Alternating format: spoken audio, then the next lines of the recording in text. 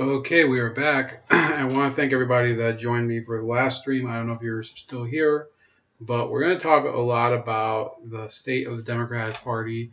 And I have to say that, you know, I wrote an article a while ago. I don't remember whether it was in the Hard News or in, my personal blog, Strutting Leopard, which I still write on once in a while on Blogspot.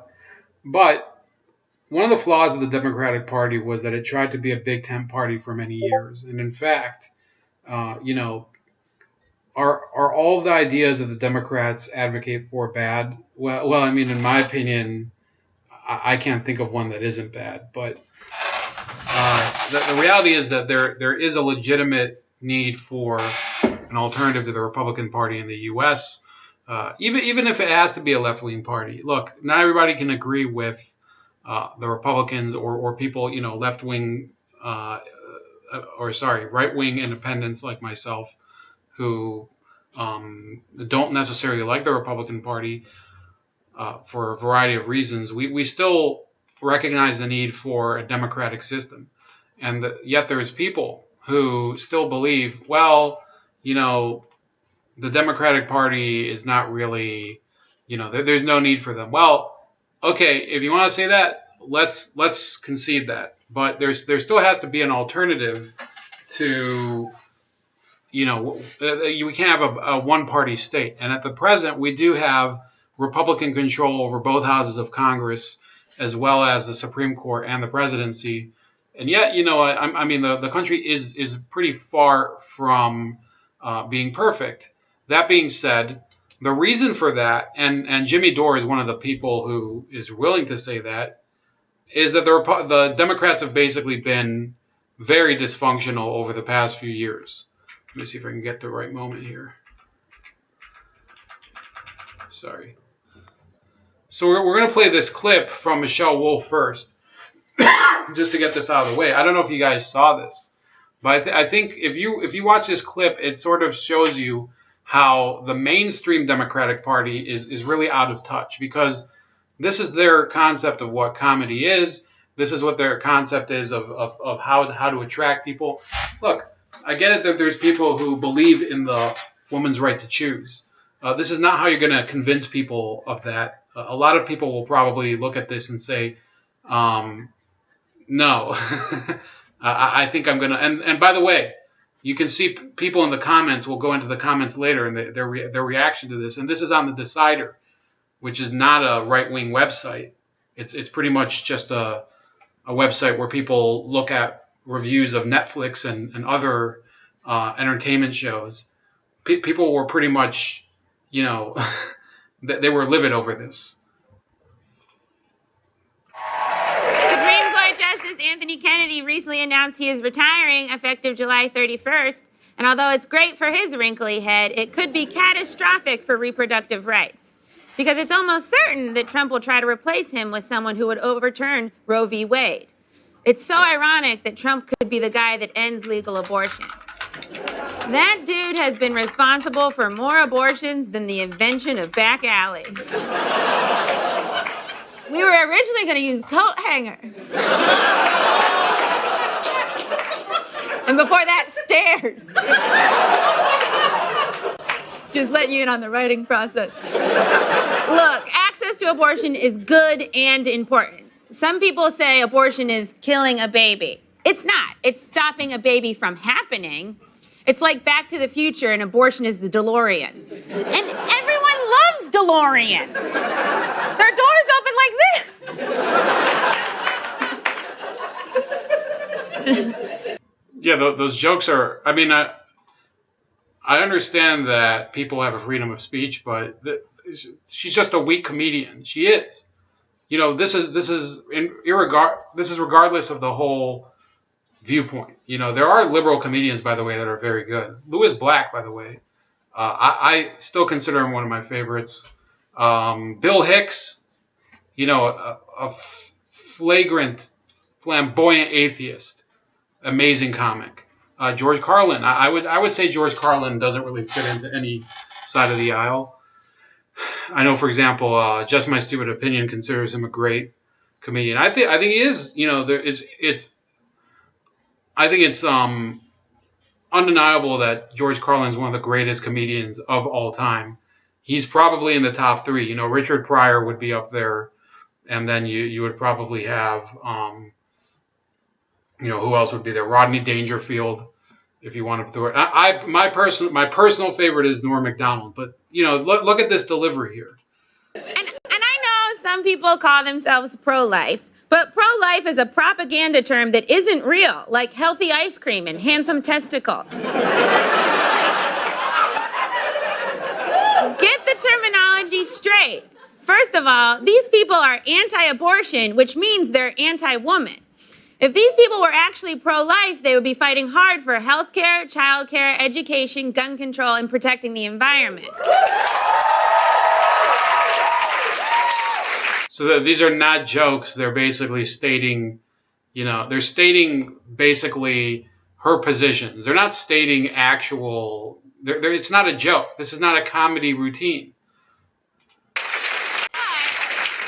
But these anti-abortion people do not care about life. They just care about birth. Like, they think that's the only place you can watch a woman shit on a table.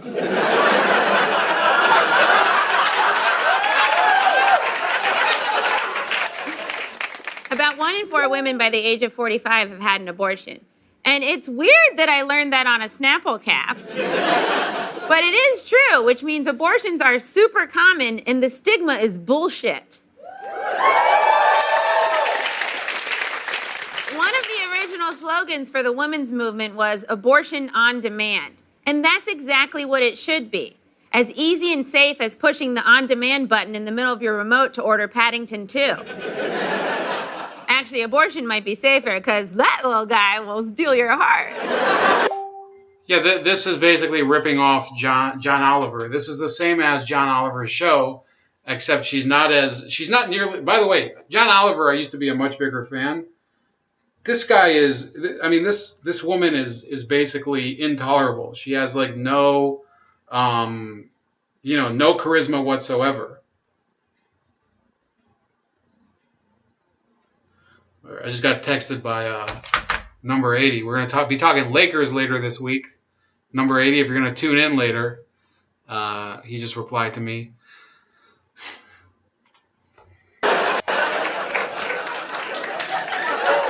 These days, abortion providers have been terrorized by the right into downplaying their abortion services. You should be proud of it. You're doing a good thing. It's like if Hogwarts advertised its PE program. Don't do that. Tell everyone. No, this is literally, you know what? A lot of people do the whole thing where there's flashing the different, graphics or whatever. But the person I see them doing this the most is John Oliver. Jon Stewart would also do it. And that's really why you have to look at this as pretty much a complete butchering of John Oliver's routine. You know, and Oliver has some talent. I think he's slipped in terms of his credibility, but he really has had a number of very, very good shows back in the past, especially his one parodying Spotlight, if you remember that.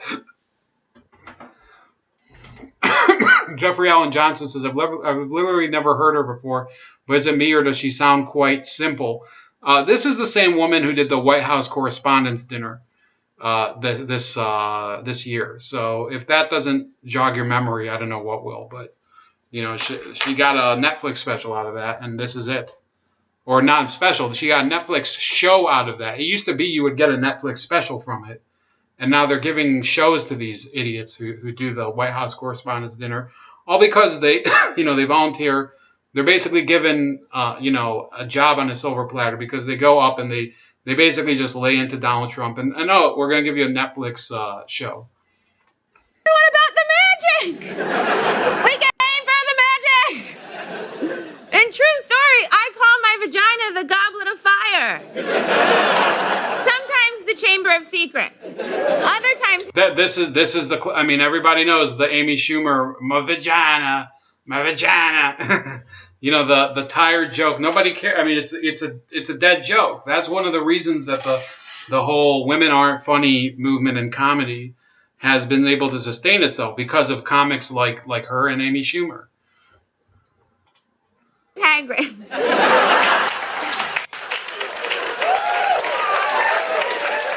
Here's the thing. Every character, book title, everything about Harry Potter sounds like a name for your vagina. Try it at home. I don't have time. It's a really fun game. Half-Blood Prince. Hogsmeade. Okay, that's it. Back to abortions. Now, men, I'm sorry. I'm sure this brings up a lot of feelings and thoughts and points that you want to make, and I just want you to know that's all very irrelevant. Abortions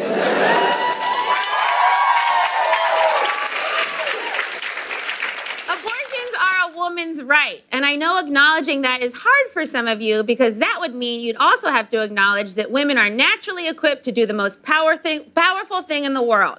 See, flubbing her lines. She had one job. You know, she stumbles on her lines, and she's probably reading off a teleprompter, by the way. And yet people think, oh, this is comedy. It's not comedy. She has a team of people hired by Netflix to write this crappy shit. And, it's not, the jokes are themselves, if they were delivered by somebody with any charisma, I don't know if they would be funny either. But, with her, it's basically like torture. Live life. Well, you guys are naturally equipped to do what? Lift suitcases into the overhead compartment? If women embrace the fact that they control life, that makes it a lot harder for men to control women. Of course men are uncomfortable with that.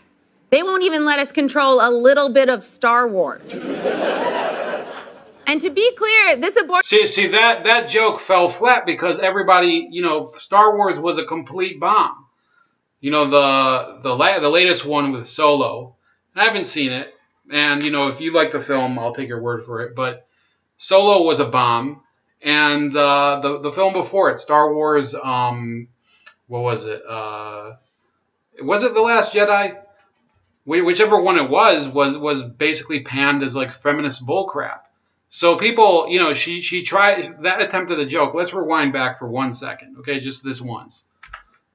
Let's see the reaction to that joke. Women. Of course men are uncomfortable with that. They won't even let us control a little bit of Star Wars.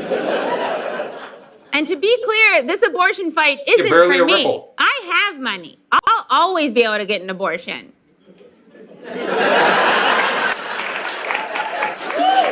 All right, this but is my abortion shouldn't be a luxury. It shouldn't be the new I summer in Montauk. It should be on the dollar menu at McDonald's. Hey, I'd like a large... See, all these jokes are fun. Do you hear the audience like in peals of laughter? I don't. Diet Coke, and can you get this egg out of my McMuffin? So tonight, in honor of America, I'd like to do a salute to abortion in the Break's 10th annual Salute to Abortion.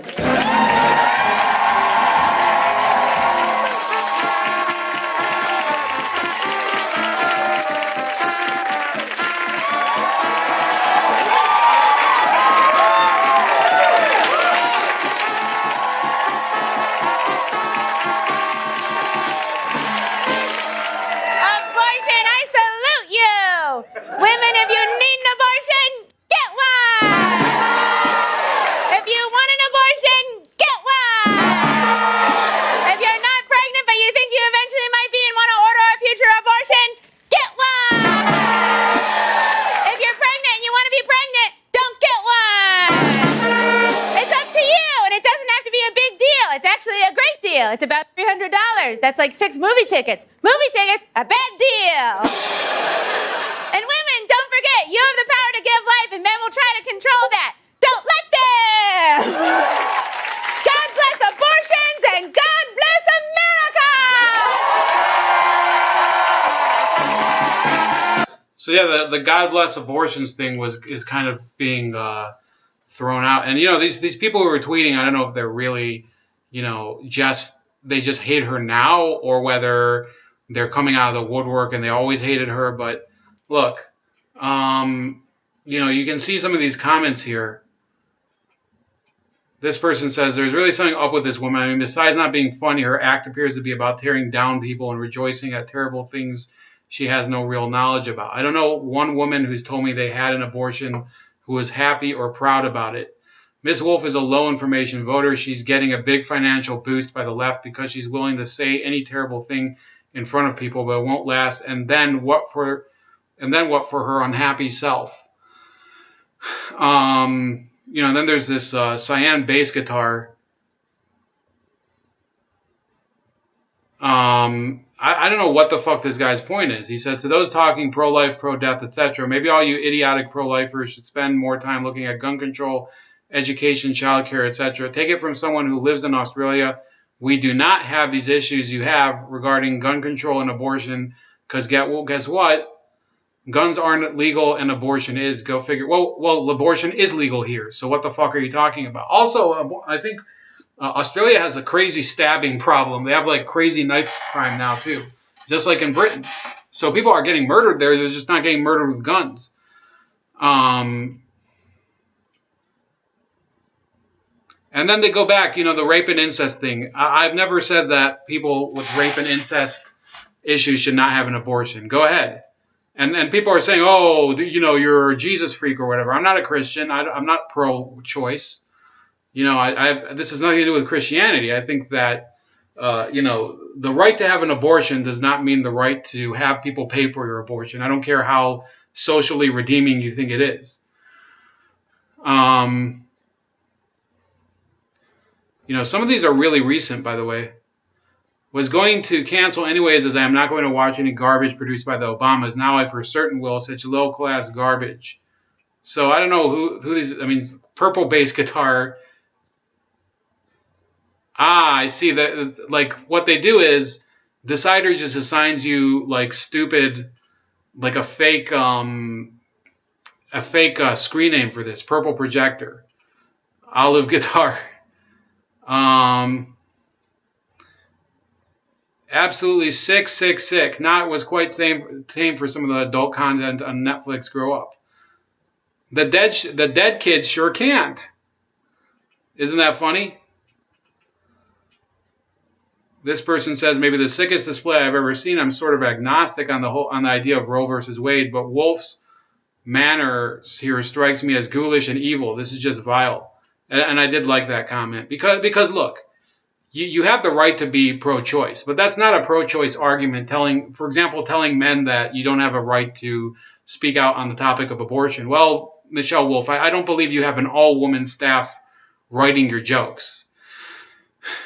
This person who has an account name says, Michelle Wolf is a non-talent, that's why she's on Netflix. The break is just another good reason not to subscribe to Netflix. What was really scary was not the maniacal Michelle Wolf. She's a known quantity. But her audience actually laughed at her words and actions. Now, that is pathetic. I actually think, they laughed at some of her jokes, but there were some of those that really did bomb, especially the Star Wars joke.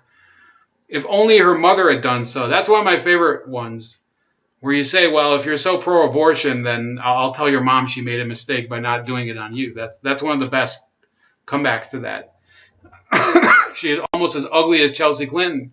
Her face is effective birth control. So, look, one of the reasons that I'm talking about the Democratic Party, what's this? Foreign Affairs, the 10 steamiest international shows on Netflix. I might come back to this later. And by the way, I am a Netflix subscriber, but I'm using it increasingly less. And, I'm really torn because I'm not into a lot of these boycott movements. But, if this is what I'm basically paying for, and I don't use it that much, I'm willing to cancel Netflix because I see maybe 3 shows on Netflix, and they're good shows, but it's just not worth the money anymore, and they're producing more and more crap, and then they don't listen to you. And then the fact is that they removed their rating systems because of Amy Schumer, another case in point of the same thing, because they were too thin-skinned about their shows getting 1 stars. Here's a huge issue no one seems to speak of about this abortion topic. What about the guy who impregnated them? Do they not have a say? No, Michelle Wolf says they don't have a say. That's part of you didn't hear her say that. So that's basically the Democratic Party's representative on Netflix. And, you know, that's part of the landscape of what's dividing American society, what's dividing the Democratic Party, in fact, because there are Democrats who are, for example, Roman Catholic, who may not be fully on board with the whole pro-choice thing. And that's what's triggering some of this walk away movement. I would say I'm a little blown away about, and you know, maybe it's because I'm tone deaf, but I'm blown away about how so many of the people who are walking away from the Democratic Party, and I don't think all of them are going to become Republicans. A lot of them are just not going to vote for Democrats. How many of them are gay, Mexican, or black? A lot, or women for that matter. If you want to count women as a minority, it's astounding to me.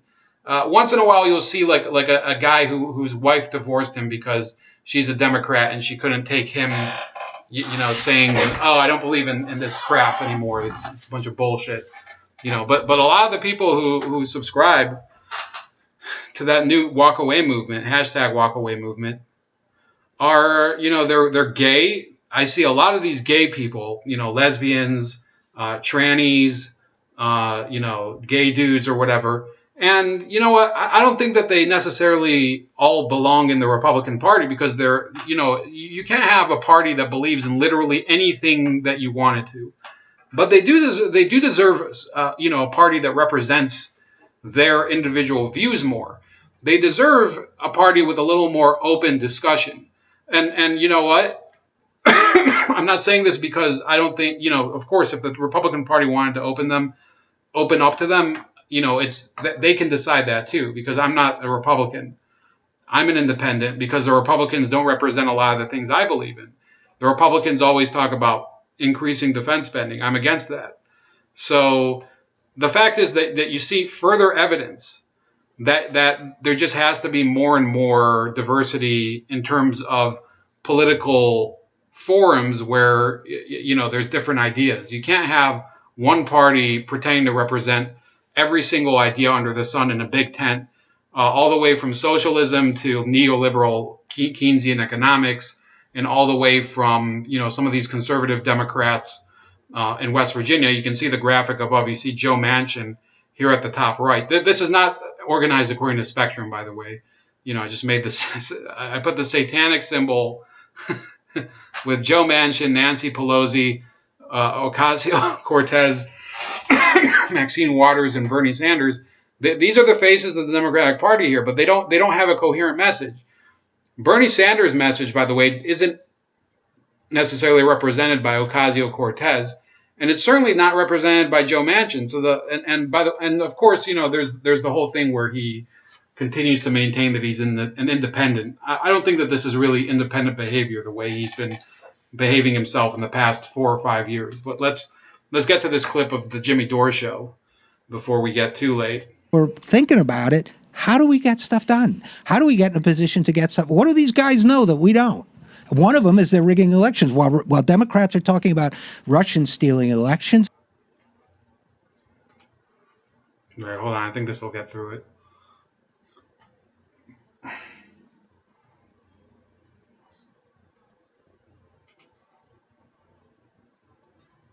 Hi, everybody. Welcome to the Jimmy Pub. At least Barack Obama was it. Like, no. And all that stuff. So let me set the scene. The first half of the video, and you're welcome to watch the video.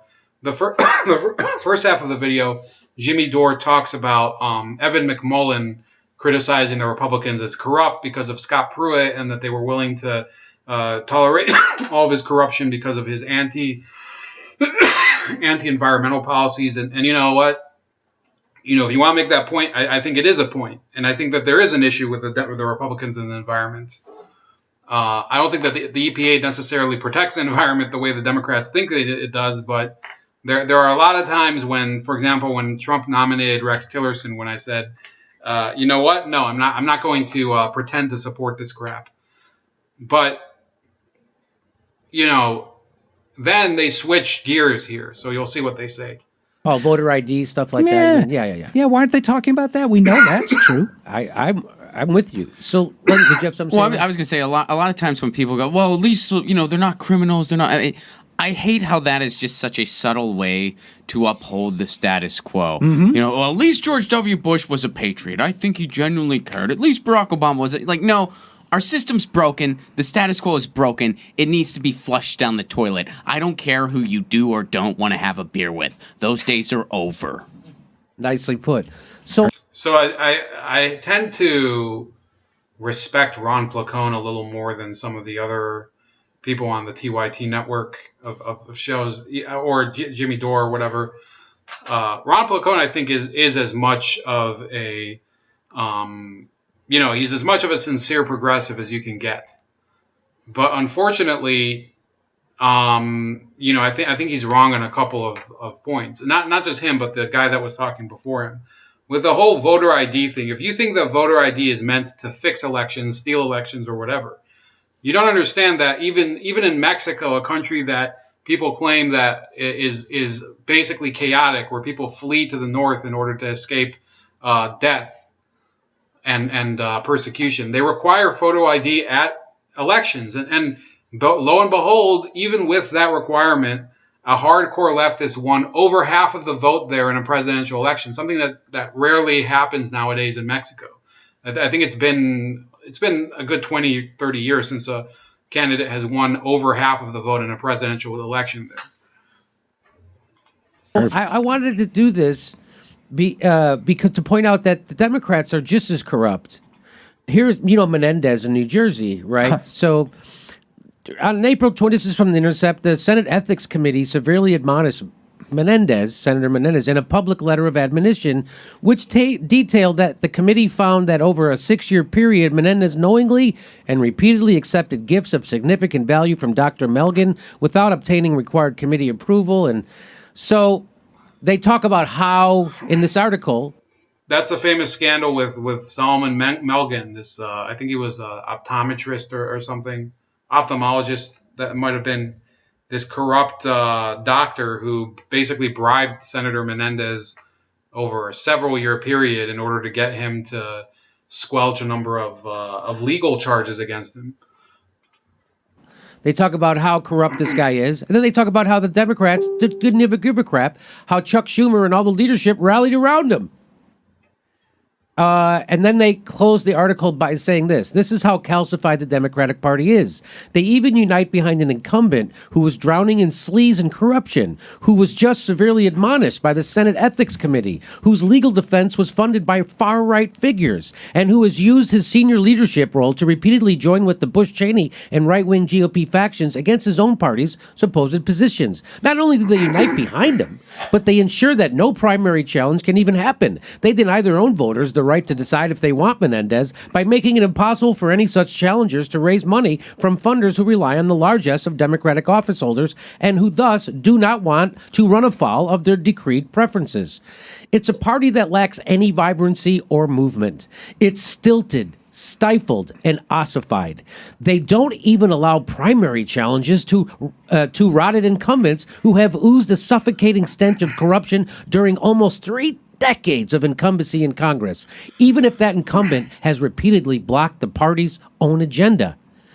As was also demonstrated by Hillary Clinton's recent endorsement of the corruption-tainted Andrew Cuomo over his progressive primary challenger Cynthia Nixon, seeking to become New York State's first female governor. All that matters to them is closing ranks around one another, clinging as tightly as they can to their own prerogatives, preventing anyone from disrupting their ability to greedily feed at the corporate-fueled trough, which keeps them fat and satiated. And so the reason I bring this up, nothing has changed because of Trump. Both parties are just as corrupt as ever. They're just as repulsive to the average voter as anybody. You're going to have half the country not show up to vote again. And they don't, and it's just it's a broken system, and nobody is talking about this system. No one is talking about fixing this, except for Bernie Sanders. Me? And yeah. Me.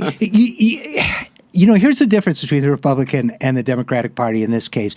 Okay, Menendez is corrupt, right? And they close ranks behind him anyway, and it's disgusting to watch. And the Republicans do the same thing. They close ranks around their corrupt people unless they go against the party. And then they flush them down the toilet without a second thought. Democrats do that with a Menendez, even when Menendez is stabbing them in the back, right? Yes. Center, and by this I mean, powerful Democrats, party leaders, establishment Democrats, don't get offended when their fellows stab them in the back. Joe Manchin? Joe Crowley. Right. When So I think most of what they're saying here I actually agree with. I would say sometimes the party leadership more on the Republican side does break with protecting their own, especially in the case of John Boehner. That was one of the rare cases where the Republicans didn't keep that incumbent in power. They basically said, you have to get the fuck out because you've been ineffective and, we don't have any more confidence in you. And that was because of the Tea Party. The Democratic Party has never had a sustainable and coherent movement like the Tea Party. The Occupy Wall Street made zero dents in the Democratic Party. The Bernie Sanders movement is now starting to make a few gains within the Democratic Party. I think ultimately it might surpass the Tea Party in terms of how much they betray their own beliefs. Because unfortunately, if some of these people get into a position of power, power corrupts. It's not like I hope that these people will become basically gargoyles of the system, even though I don't agree with them politically anyway. But to be honest with you, Barbara Lee, representative, House of Representatives, Congresswoman from California, is a former Black Panther. You have Bobby Rush from Chicago, also a former Black Panther. You have a number of pretty, people with pretty far left beliefs that got into Congress. They never reviewed and they never actually stood up for any beliefs that could be construed as principled. And Bernie Sanders would be included among them. Bernie Sanders, by the way, people think of him, they think of his career in the Senate. What they don't know is that he spent, I believe, 16 years in the House of Representatives. I could be off by 1 or 2 years. It's either 14 or 16 years. And during that time, instead of actually setting himself out to be a complete independent, he talked a tough game about not being corporate and not being, one of these bought Democrats or whatever. And yes, he banded together a couple of times to fight against Lockheed Martin, and he deserves credit for that. But who were his main allies in that? Hardcore conservative Republicans who were pariahs in their own party at certain times. And that's in his book. It's in Outsider in the House.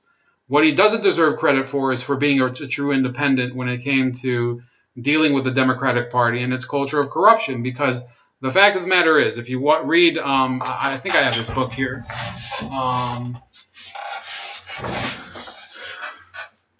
Sellout. Yeah, this one. This is by David Shippers, and I have a review on my channel of this. If you read this book, you should realize that during the impeachment hearings of Bill Clinton, every single member of the House of Representatives had access to Bill Clinton's record of sexual harassment and sexual impropriety with members of his own staff and women, and Kathleen Willey especially. Let me see what the voting record was.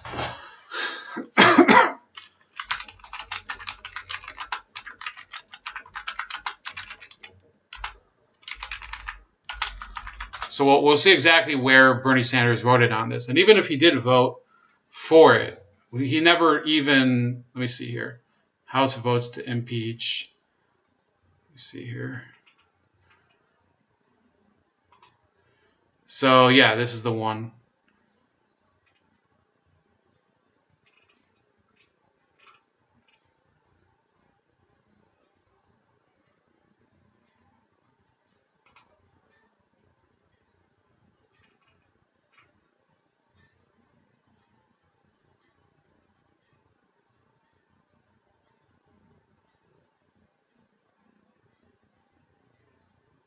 So this was number 545. So let me see here. Sanders voted no. Okay. He voted not to impeach Bill Clinton. And he knew, the information was available. The House masters, those are the people who put together all the evidence. They had the evidence ready. They had witness testimony. And he didn't even go and look at it. He basically took it on faith that he would not need to know the evidence of the President of the United States harassing Kathleen Willey, who was an office worker of his, harassing, who was the other lady? Well, obviously there was the Lewinsky case. The whole issue with Elizabeth Ward Grayson, several other cases. By that point, I think that they also published the Juanita Broderick testimony. So this investigation, it could have dramatically saved the Democrats a lot of worry. But Sanders never stood up to him when he was in the House. And he continued to play nice with the Clintons up until 2016, when he ran and challenged Hillary Clinton. But the challenge was people think of it as a strong challenge. If you really think about it, if it was a strong challenge, he would have renounced them all the way. He would have said, I'm tired of having to pretend that you guys are these great defenders of progressivism. You don't represent anything. We have Arjun here. Welcome back, buddy. Dark Edits. What is your take on abortion? Can I have a debate with you? You can contact me, not today, but if you're still in the chat, Dark Edits, and you're interested in debate, you can my email is in the description. It's chefleopardyt@gmail.com. It might be a little hard to organize at the moment. Now, I will tell you what the last topic is in terms of this issue.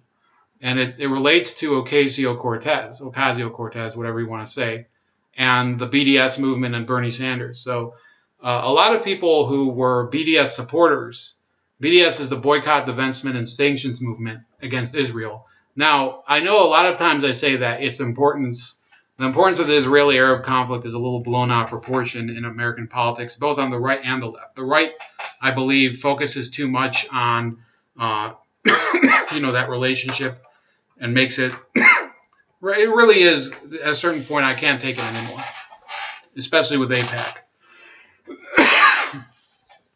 Then on the left, you have these people who are their fucking minds. And I think that in a certain sense, I would like Israel to have a relationship that's more independent of the U.S. so we wouldn't have to worry about this as much. But a lot of these left-wing leaders or spokespeople or at least YouTubers like Jamarl Thomas, who is a pretty, he's getting more well-known. And he does have a show that I do enjoy tuning into once in a while just to hear his viewpoint. For them, it's a very important topic, and this is their reaction to his interview on Al Jazeera. I was on Twitter, and I ran across a gentleman who kind of made the point. He's like, in this clip, Mr. Sanders argued against a one-state solution. I was like, right here. I misunderstood what he was saying. And in that misunderstanding, I was able to find it. So, make resistance. Thank you very much. Good looking out. And my bad.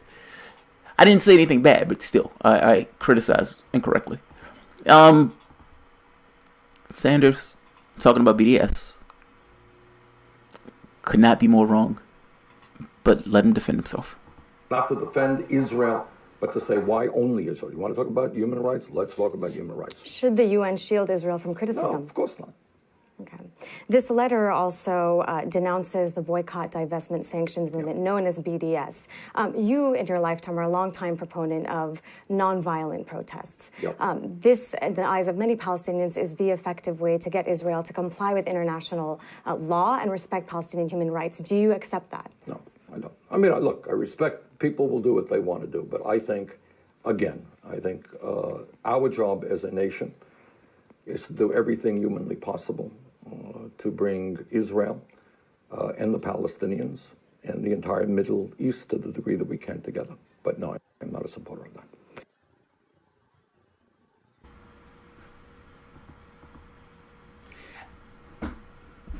That answer makes no sense to me. Our job as a nation is to do everything humanly possible to bring Israel and Palestine to the negotiation table, with the exception of that. With the exception of that. Why that? The thing that took me so long, when I was trying to start at 3:30, I was looking up Bernie Sanders' position on the apartheid regime in South Africa. I wanted to know whether or not Bernie Sanders was for is essentially a boycott. Because if he's for the boycott in South Africa... So you can see Jamarl's audience. Some of these people, I don't know how many of these people are and how serious they are. This one person says he just lost my vote. And, who knows how many people there are who really care about this. But there are a lot of people on the left who are very gung-ho on BDS. Just stating it as fact. I'm not telling you what to believe in and what not to believe in. In fact, on this issue, I'll say this. I agree with Bernie Sanders that if you want to boycott a country and you feel strongly enough about it, I can't tell you what to do. That's really your decision. It doesn't matter whether it's Israel or whether it's any other country in the world. I think that the difficulty of the boycott might surprise you. If you really want to go BDS all the way on any country in the world, you might as well find out what they produce. And I'm not going to belabor the point on that. What makes this different? Why is this particular one different? Meaning this idea of bringing pressure to bear upon a foreign rogue state that holding an apartheid regime where they have an open-air ghetto. What's different? What is different? Why on this issue? And by the way, nonviolent resistance. Nonviolent resistance. We disagree with the way you're going about your affairs, so no, we don't want to participate in buying your goods or your products or your services. Peace. We're not doing anything aggressive. Yeah, if Jamarl wants to comply with that policy, his own policy, by the way, he'd have to make sure that he doesn't have an Intel processor in his computer. That's the most, and often BDS supporters will counter that, well, in certain cases we don't have a choice. Well, if you don't have a choice, then the boycott doesn't work. I'm sorry to tell you. And I'm not trying to tell them what to believe or not to believe. I always, I am a free thought believer. I think that if people want to support a policy that I find even demented, they can knock themselves out, whatever they want to do. But I believe in their right to choose, to lose, that basically.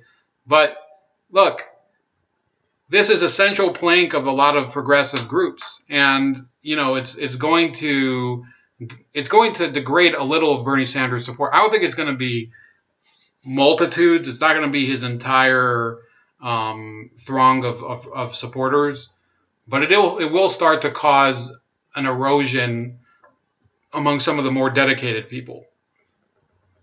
And at this point, it's a little too early to decide how harmful this could be. Maybe it won't be harmful at all. Maybe I'm wrong. Civil violent, we're just not economically getting involved with you because of what you're doing. You're being immoral, and you're acting as if we're supposed to pretend that you're not behaving immorally. How are you against that? How are you against that? You can make an argument that Bernie Sanders chaining himself to the rail with that African-American woman is something similar. I'm sorry, it is. Now, in this particular case, Sanders chaining himself is this way of nonviolent resistance. Same thing. The only difference is this one is somewhat of an economic weapon. Sanders, in this case, was more so gumming up the works for you could say law enforcement in that capacity. I'm just making the point. Non-violent resistance. Why this? Why are you against this? Let him explain. I don't quite understand the position. Now, if you want to be completely partisan and you say, I'm for a Jewish state, it's not that people are against a Jewish state, mind you. They're just against what the Jewish state is doing. Or on this note, Jamarl Thomas really does whitewash the facts. Okay, and I hate to use the term whitewash, but that is an appropriate term in this case, because some of the BDS people agree with him. But if you really look at most of the literature of the BDS movement, they don't believe in a Jewish state. They call it basically an ethno-state, an apartheid state, a white supremacist colonial state, and they'll use it all the time. And one of their favorite tactics is to accuse it of being the basic, the basic, what do you call that? The Ashkenaz Jews are the ones who control it, and the Arab Jews are like some sort of hostages there.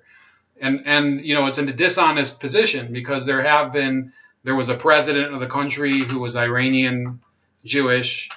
There was a chief of staff who was Iranian Jewish. There was a defense minister who was Iraqi Jewish. There was, there was all different variety of major positions. There's an Arab on the Supreme Court over there. He doesn't really know what he's talking about. In fact, what he would call it, if I was to present those points to him, he would say that that's window dressing. Well, I'm sorry, but in apartheid South Africa, there was no such thing as window dressing. I hope that's not true what you guys are saying about Augusto Pinochet.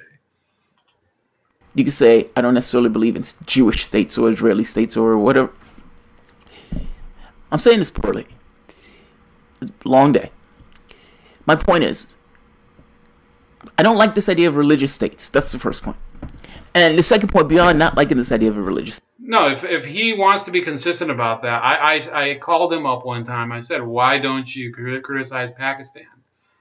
It was for a different issue because of Pakistan's role in Kashmir, which is very analogous to what's going on with Israel and the West Bank. What happened in Kashmir continues to happen. Nobody gives a shit about it. Nobody cares about what's happening in Kashmir or in any of the other tension points on the Pakistan-India frontier, or for that matter, Pakistan and Afghanistan. Does Pakistan get along with any of its neighbors besides China, by the way? And Pakistan does have a military relationship with the U.S. that we supply their military. And we've gotten a lot of blowback from that. Pakistan's been involved in a number of terror attacks against us. State. These are legal constructs. It's not religiosity. It's not done by God. It's done by man. It's done by human beings. Get this religious nonsense out of the conversation.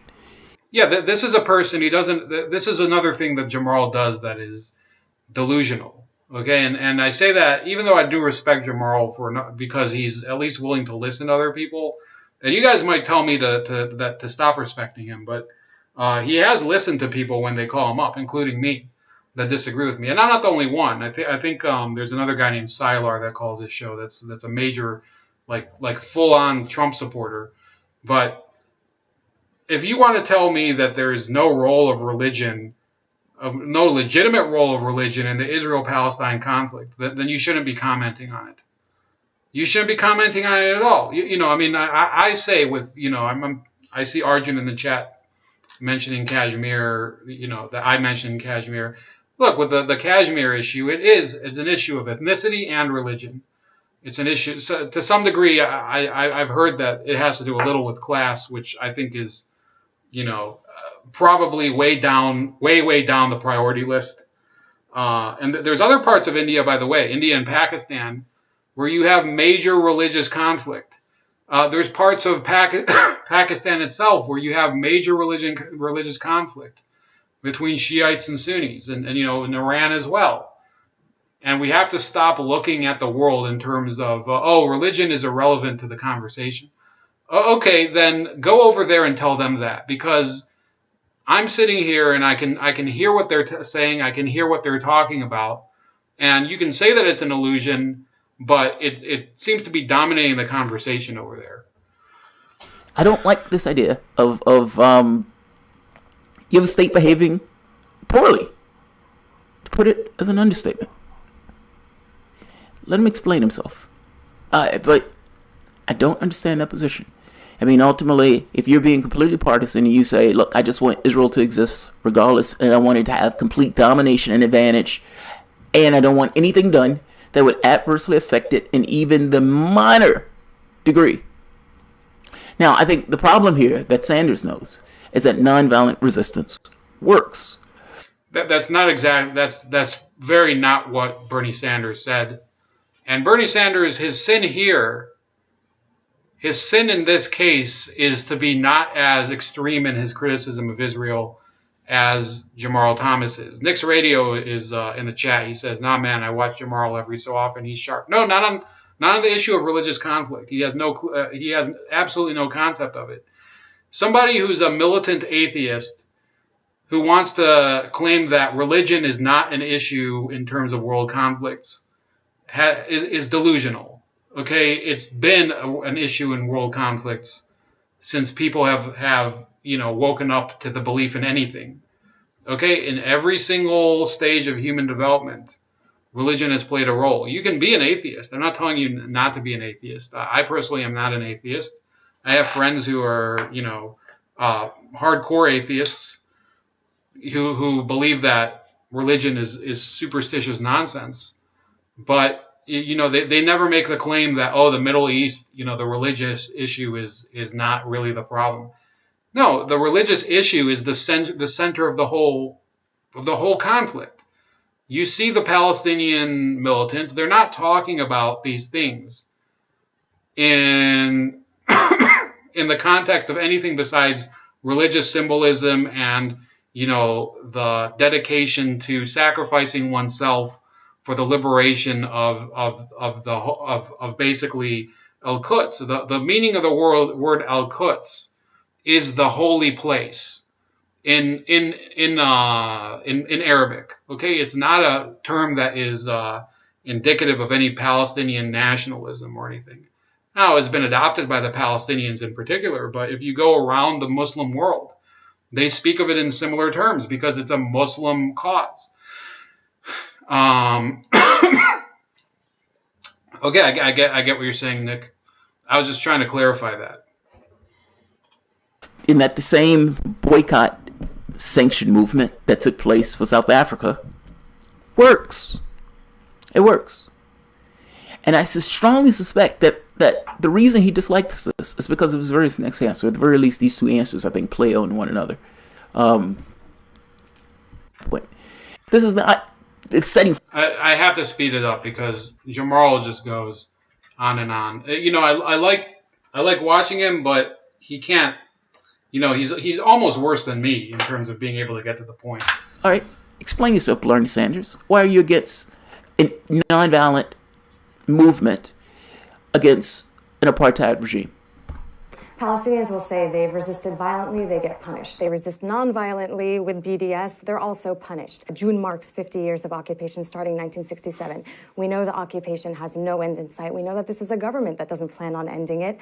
And talks have failed for a quarter century. What, if not BDS, is left for the Palestinians to do?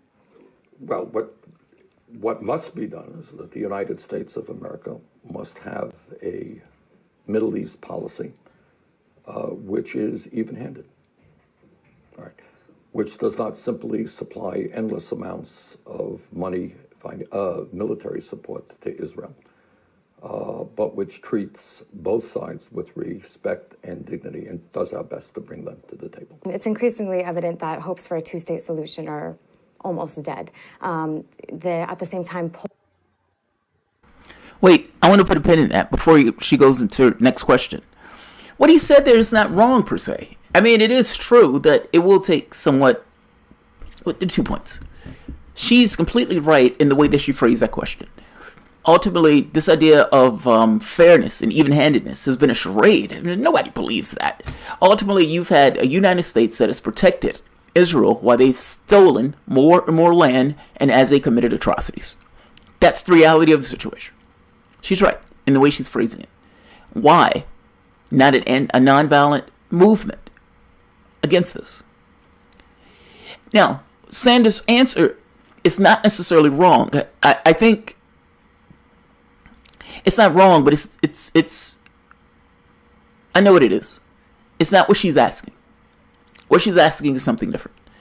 And what he says doesn't answer what she says. Maybe that's my issue with this. So for example, they're mutually exclusive of one another.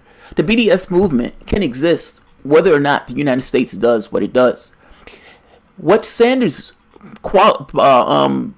his approach completely depends upon somebody getting in some kind of political situation where the political pressure on them in that situation would allow them to be even-handed in the way they go about their affairs.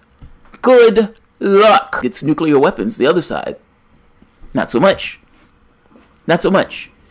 And all right, so I think, I think I put the video in the description. You can watch the rest if you want. The bottom line is, Bernie Sanders is of all the senators in the U.S. Senate, I think he is the most critical of Israel. And even that is not enough for Jamarl Thomas, because he wants somebody who will explicitly say that BDS is the way to go. Look, you can want that. You can support that. It doesn't mean that Bernie Sanders has to explicitly support it. By the way, Noam Chomsky, who is a huge critic of Israel, said that BDS is not the right way to go. Norman Finkelstein, who supports the Hezbollah movement, has said that the BDS movement is also, it seeks to destroy the state of Israel. And he said that he's not going to support it, even though he's possibly more militant in his opposition to Israel than Jamarl Thomas is. So people are critical that they get this pushback from people who say, well, that tactic I find to be either ineffective or I'm not willing to back it up. And, maybe he's right that Bernie Sanders did not give an appropriately specific response to that particular point. But, you look through here and you have a lot of these candidates who are coming in that are to the liking of, fuck. I ran out of articles on the forward. By the way, fuck the forward, limiting the number of articles you can read. It's not like that. It's that good of a magazine. They're pretty bad.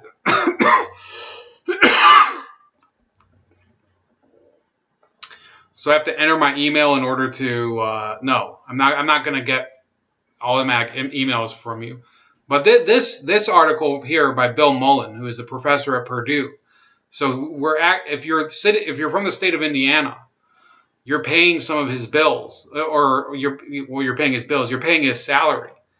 This English professor, he's the head of this BDS movement over there, and he's saying Ocasio-Cortez, Palestine, and the left. This is from April 2018. So Ocasio-Cortez has been in the past a major supporter of BDS. I don't know if she'll continue to be, and frankly, if she wants to continue to be and she gets elected, what do you want me to do? You want me to say, oh, she can't sit in the House of Representatives because she supports a movement that I disagree with? I think there's a fucking deer outside.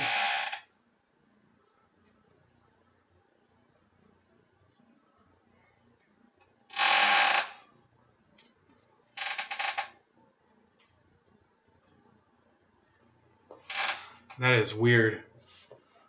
Never see my motion detector went off. So that kind of spooks me, man. In any case, Ocasio-Cortez is a Puerto Rican working class woman whose political life and career has been formed in the age of pro-Palestinian insurgency in the U.S. What the hell does that even mean? This would include the boycott, divestment, and sanctions campaign against Israel launched by Palestinian civil society in 2005. In the U.S. in 2009 and since 2013, a site of numerous votes from college campuses to the Presbyterian Church to the United Electrical Workers to boycott or divest from Israel. Ocasio-Cortez's political vision has also been shaped by the Black Lives Matter movement. And what a fucking amateur here. Putting the link here without, embedding it in the... does this guy not know how to use a fucking word processor anymore? He's an English professor. Which, since Michael Brown's killing by Ferguson police in 2014, has openly embraced Palestinian civil rights. See the Black for Palestine. This guy is an English professor. You guys read this. It's ridiculous. Oh my God, this is unreadable. Significantly, the endorsement of BDS by Ocasio-Cortez's own party, Democratic Socialists of America, at its annual convention in 2017, a vote driven by young cadre in the organization, much like Ocasio-Cowley. This is possibly the worst written I've seen in years. Ocasio-Cortez, this is what he's calling her. In the middle of the article, he starts, you know what? We're going to bust this asshole. We're going to send this to,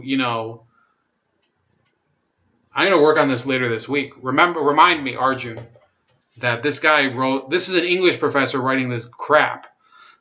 Ocasio-Cortez.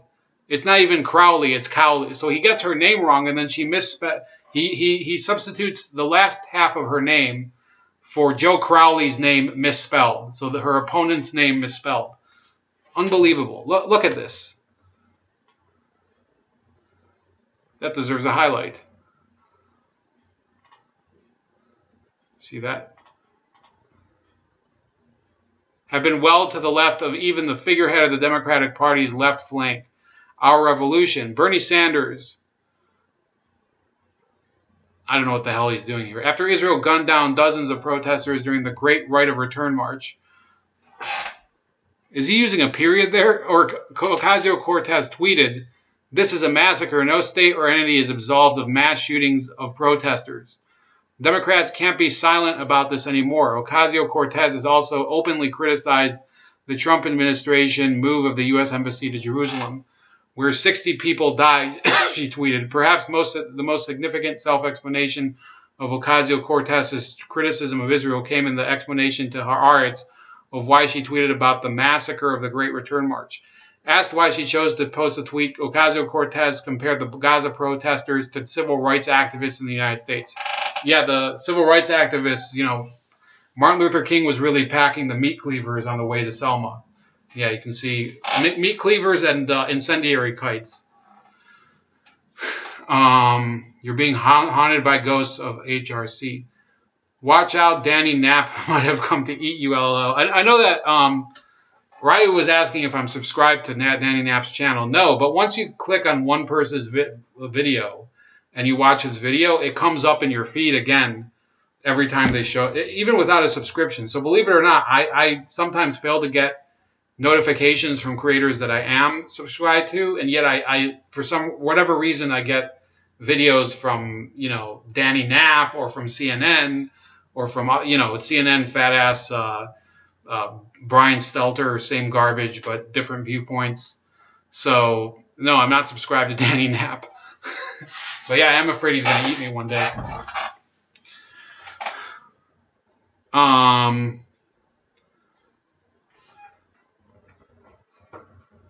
So then it just keeps going on and on. So what's going to happen is people don't realize this, that there are several schisms in the Democratic Party.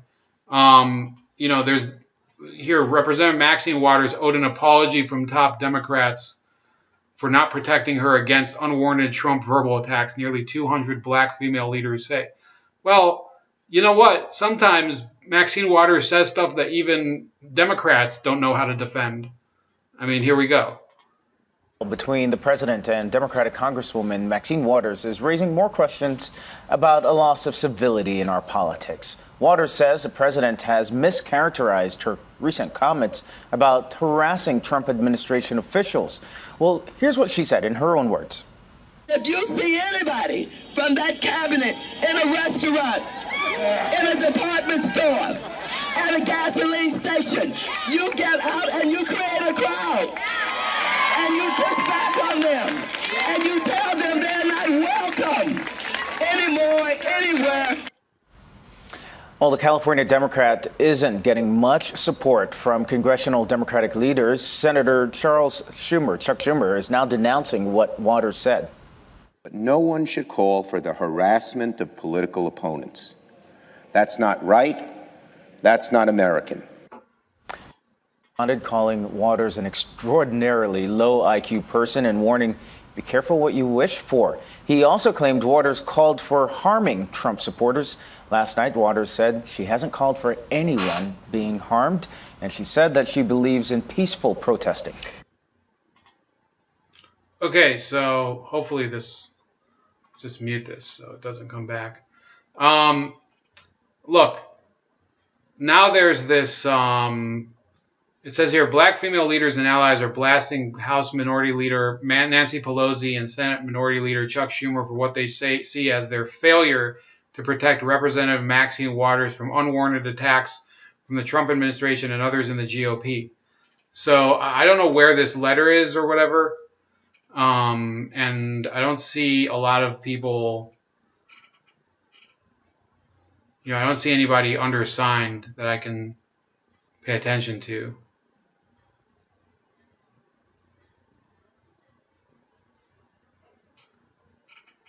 So, there have been a number of crazy exchanges with her. What the fuck are you guys talking about? The Kebab Kabbalah? Larry nor I am being racist. He was trying to explain the background of those names. I didn't expect you to believe it. Arguing that English are second only to France for communist propaganda and societal degeneracy. Example, Fabian socialism. Yeah, there's a number. So let me minimize this. Let's see here. Well, there's going to be more material to talk about this week, which I don't know if we're going to get to all of it. Definitely, I wasn't expecting an English professor to write such a shitty essay about Ocasio-Cortez.